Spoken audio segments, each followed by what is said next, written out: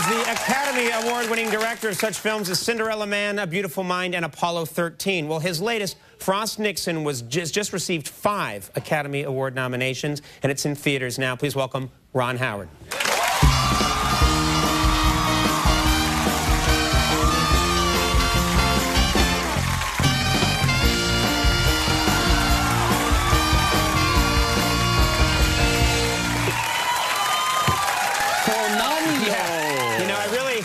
I really could have used a director of your caliber in Telemundo moment. We might have been able to do a couple of things better, but, you know, there was a lot to work with. I need work, yeah. First of all, congratulations are in order. This must be stunning. You knew that you had a good project on your hands, but you wake up this morning, 5 Oscar nominations. Best Picture,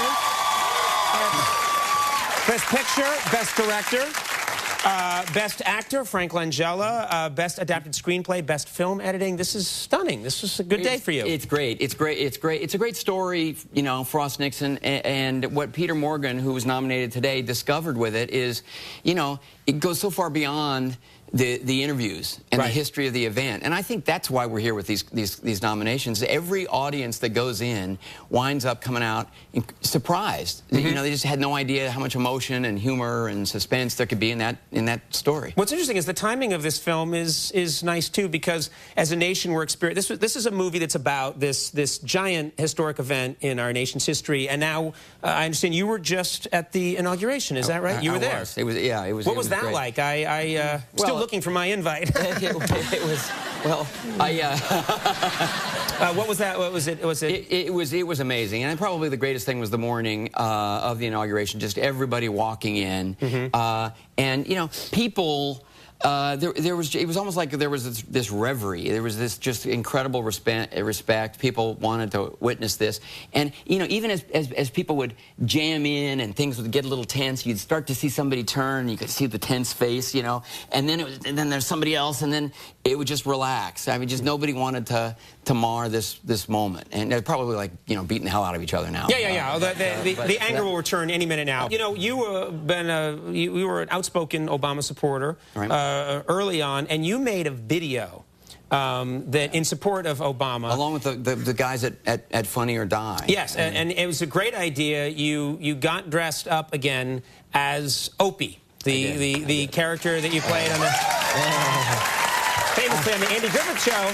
And what was stunning to me is you put on the wig and you put on the wardrobe. You looked like Opie again so much, all these years later. I got that idea in the morning. I woke up at like 5 o'clock, and I immediately was like, I dreaded the fact that I had the idea, because it's like the last thing in the world I really wanted to do. I've never publicly endorsed a candidate, but I really believed in it. And when I tested the idea on Henry Winkler and then Andy Griffith, there was no arm twisting at all. I mean, they just completely wanted to do it and thought, you know, here's a way to possibly cut through. The Obama camp knew nothing at all about it. It's just something that we, along with the Funny or Die people, we just did it. Let's show just a quick clip. This is, of course, Ron Howard revisiting and reprising his role as Opie. Let's take a look. Some of you might remember I began my career as an actor, but over the last 25 years, I've worked hard to establish myself as a respected director and even a serious filmmaker. So as I said, I've never done this before, and I hope never to do it again, but I guess you could say I'm feeling pretty desperate these days. So, as a demonstration of my sincerity, this is for you, America.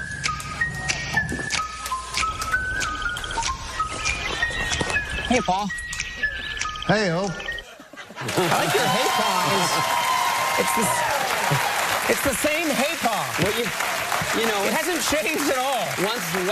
Once an actor, always an actor. You get the costume on, and it's like riding a bicycle. But I figured, you know, look, if it obviously was not a vanity project, and you know, if you're willing to humiliate yourself for something that you believe in, it has to count for something. I know a little bit about that. You know, don't listen to him about the setting aside. No, I must listen to my president. We're the dachshund. I can't let go of him.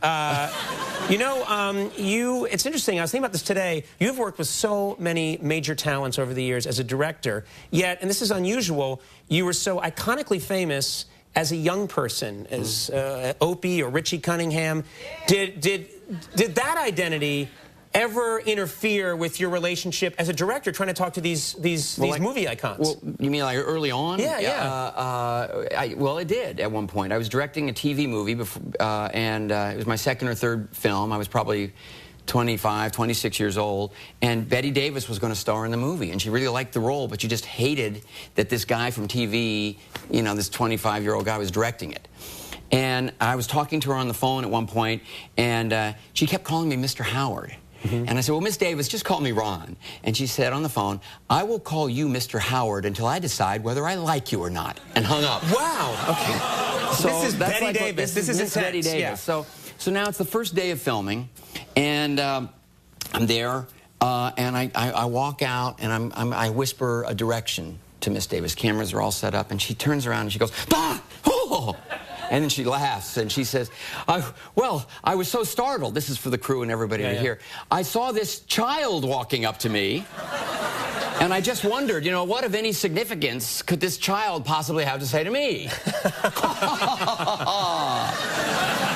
And the crew's laughing, and I'm laughing but popping tums. And but we went through the day, and I hung in there, and I gave her direction, and she sort of didn't like it at first, and then she tried it, and then she said, no, that really works. And we got through that day, and when the day was over, about 4 o'clock, I said, Miss Davis, you're finished for the day. I'll see you tomorrow. And she said, okay, Ron, see you tomorrow, and patted me on the ass.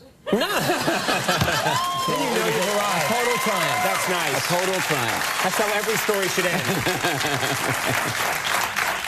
I want to make sure we talk about Frost Nixon. I got to see this film, and really a remarkable movie. And I was a kid. I lived through the times of Watergate.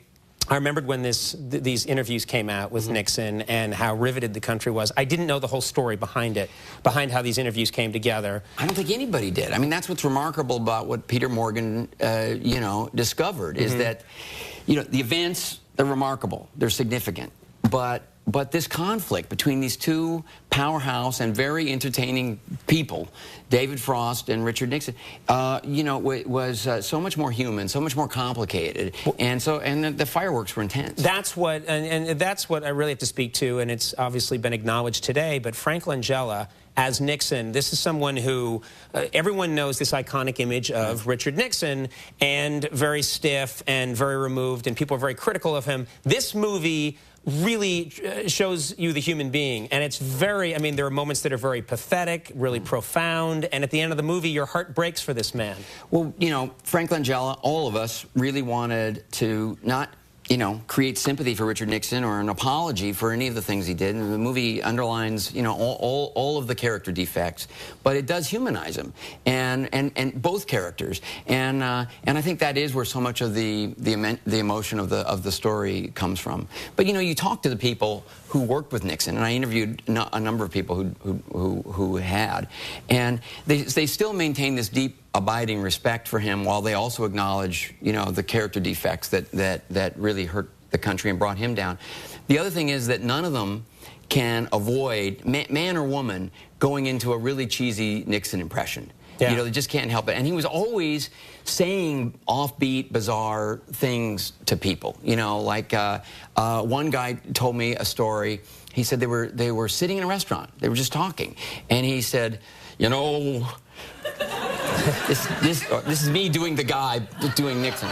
You know, given the recent studies in sexual behavior, how many homos do you think we had at the White House right there under our nose? Just out of nowhere. Out of nowhere. Out of nowhere. Yeah. How many were? I'd like to know.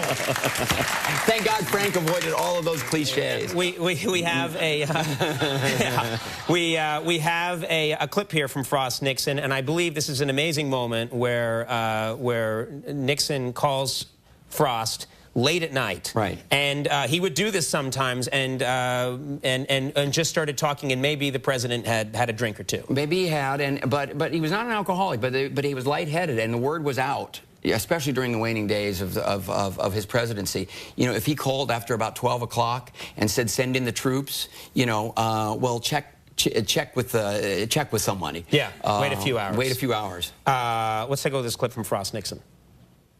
We're not going to let that happen, either of us. We're going to show those bums.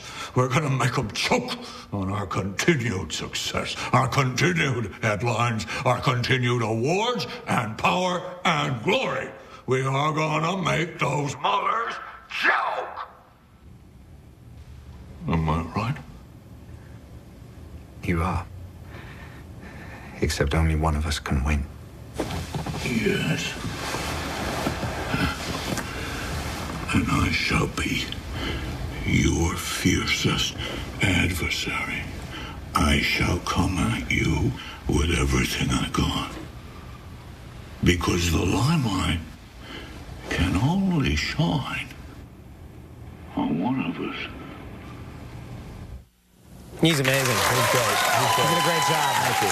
And I got back from the inauguration, and one of the things that meant a lot to me, going around to the various functions and things, is that a lot of journalists and a lot of veteran politicos who were there said, the movie's great, but I knew Nixon. And what Frank Langella has achieved is nothing short of remarkable, the way he caught the essence of the man. This is people who knew the real Nixon. Yeah. Well, if you have not seen this film, don't delay. Go see it immediately. Frost Nixon is in theaters now, and it's pretty amazing. Ron Howard, continued success to you. Thank you. We'll be right back. Eric McCormick, everybody. Stick around.